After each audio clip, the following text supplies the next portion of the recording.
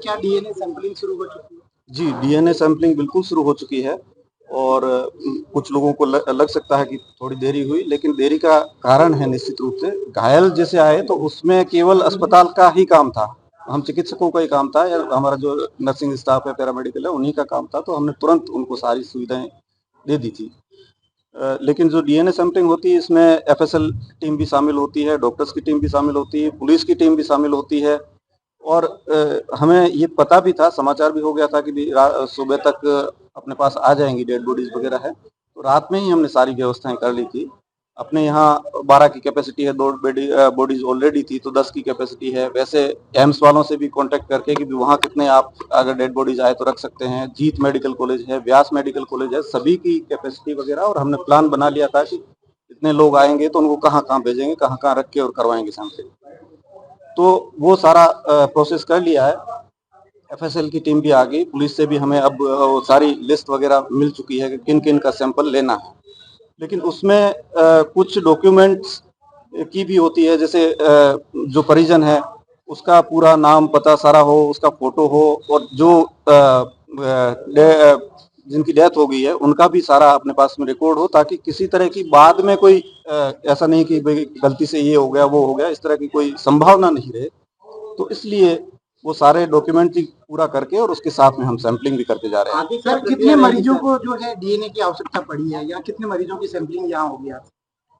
यहाँ अपने यहाँ 10 पेशेंट्स है। एक तो जब कल बर्न वाले पेशेंट ला रहे थे उनके साथ में डेड बॉडी आ गई थी, और 9 सुबह जैसलमेर से आई है। एम्स में कितने? एम्स में भी 10 है। सर आगे क्या प्रक्रिया रहेगी इसमें डीएनए कब तक जो है? इसमें जो डेड बॉडीज है उनका डीएनए तो वहाँ जैसलमेर में लिया जा चुका है और परिजनों का अपन ले रहे हैं। इसके बाद में इन दोनों का मिलान होगा, किसका किससे मिलता है, उसके हिसाब से अपन तय करके उनको डेड बॉडी सौंपेंगे। संभवतः कब तक अनुमान है कि हमारा प्रयास है कि 24 घंटे के अंदर, अर्लीस्ट पॉसिबल, लेकिन मैक्सिमम 24 घंटे के अंदर सारा प्रोसेस। घायलों में से 15 लोग अपने को रात को आए थे, मतलब 16 वहां से रेफर हुए थे, जिसमें से एक तो डेथ हो गई रस्से में। 15 आए थे, उसमें से 3 तो रात को आते ही बहुत गंभीर थे, उनको आते ही वेंटिलेटर पे लेना पड़ा, और बीपी वगैरह भी उनका बहुत कम था, तो सारी ड्रग्स भी अपने को शुरू करनी पड़ी।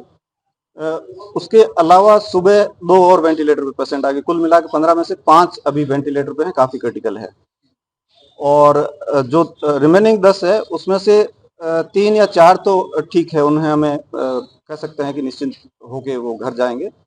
बाकी वाले हैं वो बीच की स्थिति में हैं, क्योंकि बर्न बहुत ज़्यादा है उनका, 70-80% बर्न भी है, और रेस्पिरेटरी जो प्रॉब्लम्स होती है वो यूजुअली 6-8 घंटे 10 घंटे बाद में वो महसूस होने लगती है, जो अंदर स्मोक गया है, धुआं गया है उसकी वजह से। तो उनके लिए हम पूरा प्रयास कर रहे हैं कि सभी जितना हो सके सब ठीक हो।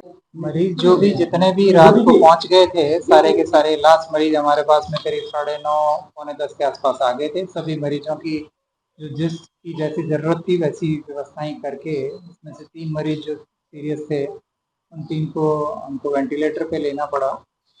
2 को ऑक्सीजन का सपोर्ट के साथ में चल रहे हैं।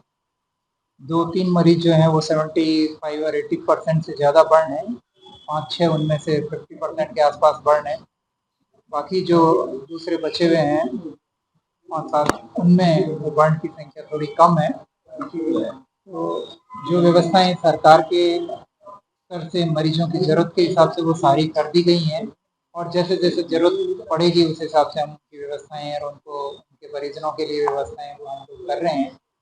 कंट्रोल रूम भी यहाँ पे स्थापित कर दिया गया है, तो परिजन जो है उसके अलावा जो डेड बॉडीज़ हैं वो भी पहुँच रही है हमारे पास में। उन डेड बॉडीज़ की डीएनए सैंपलिंग के लिए एफएसएल की टीम जयपुर से भी आ जाएगी, यहाँ हमारी टीम भी है, असेसमेंट करेगी, उनके रिलेटिव्स के सैंपल्स वगैरह 2 के सैंपल लेंगे उनके जो नियर बाई परिजन हैं, और फिर उन टिश्यूज़ में से जो हमारे पास में आइडेंटिफाइड है उनका लेके मैच करके देखें उसमें कितनी प्रक्रिया लगती है वो लगेगी।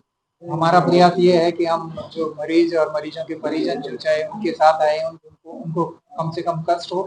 और आप सभी मीडिया प्रभारियों से सबसे रिक्वेस्ट ये है कि जो वार्ड है उसके आसपास कम से कम लोग पहुंचेंगे तो हमारे को ये रहेगा कि हम उसका इन्फेक्शन प्रिवेंशन कर पाएंगे, क्योंकि बर्न के केसेस में इन्फेक्शन ही बहुत बड़ा मौत का कारण बनता है, जिसके कारण वो दूसरे हफ्ते के अंदर इन्फेक्शन होके शरीर के सभी जो वाइटल ऑर्गन्स हैं उनको पैरालाइज कर देते हैं।